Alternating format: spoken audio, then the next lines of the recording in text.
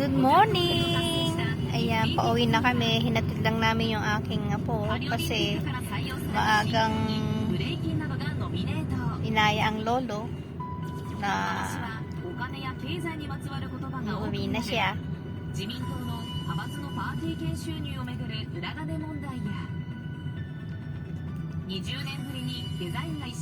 Marami tayong nababasa sa pagbukas ko pagbukas ko ng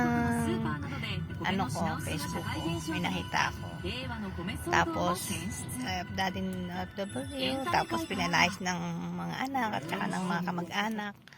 Nangyayari yan talaga, siguro totoo yan kasi hindi naman ipupush yun kung hindi nangyari sa kanya kaya mahirap, totoo yun.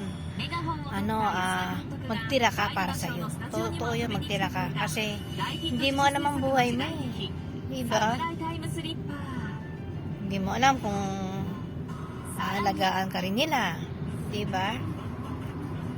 Kahit sa mga apo, kahit nasabihin mo inaalagaan mo sila, tinuturuan mo sila ng gagawin nila habang lumalaki sila, pero daw ka sumasama ang loob, totoo lang.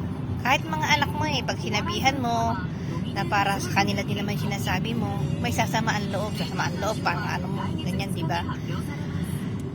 Kasi iba-iba kasi ang ugali, diba? Kaya lang, siyempre, ikaw bilang isang magulang, tuturuan mo ng matuwid yung anak mo, diba?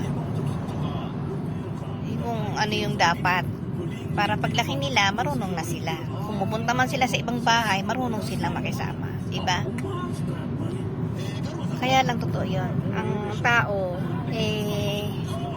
iba-iba nga ang ugali. Masabihan mo lang ng konti para naman sa kanila din yun, sumasama ang loob. Nararamdaman mo yun, alam mo, sumasama ang loob, diba? Pero balang araw malalaman din nila yan, lalo na pag lumalaki na yung mga anak nila, diba? Paano nila i-care yung anak nila, paano nila diba? Kahit sa paglinis ng bahay, kahit sa lahat, kailangan tuturuan mo na yan, bata pa. Kasi dito, diba, ang mga bata sa school, hindi nuturuan agad, diba? Pero pagdating sa bahay, totoo lang yun. Pagdating sa bahay, hindi mo siya mautusan. Hindi mo ayaw nila sumunod, ganyan. Kasi nga, kumbaga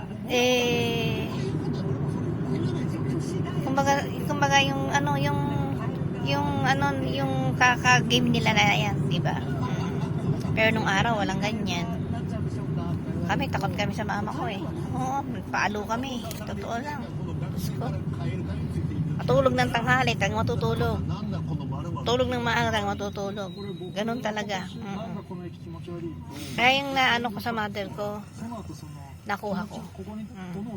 Pati yung pag-repair ng mga bahay, nakuha ko yung sa mother ko. Totoo lang. Tsaka kasi yung dati hindi rin ako marunong magluto. Pero dumating ako sa point na kailangan ko magluto pala. Tapos naging hanap buhay ko pa, diba?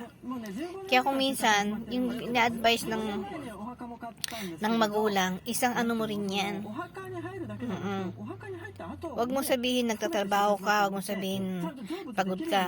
Kasi nung araw, pagod din ako, halos ako lahat Pero nagagawa ko yung mga dapat kong gawin dahil sinasabi ng mama ko sa akin. Ganon.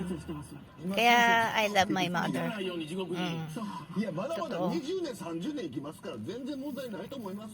Yan lang po, totoo yan. Pag sinabihan kayo ng magulang nyo, huwag nyo isama ng loob. Kasi habang lumalaki mga anak ninyo, makikita nyo yan. Para sa inyo rin yan. Thank you po. Salamat sa pakikinig at aking video. Salamat po. Thank you. God bless po sa ating lahat.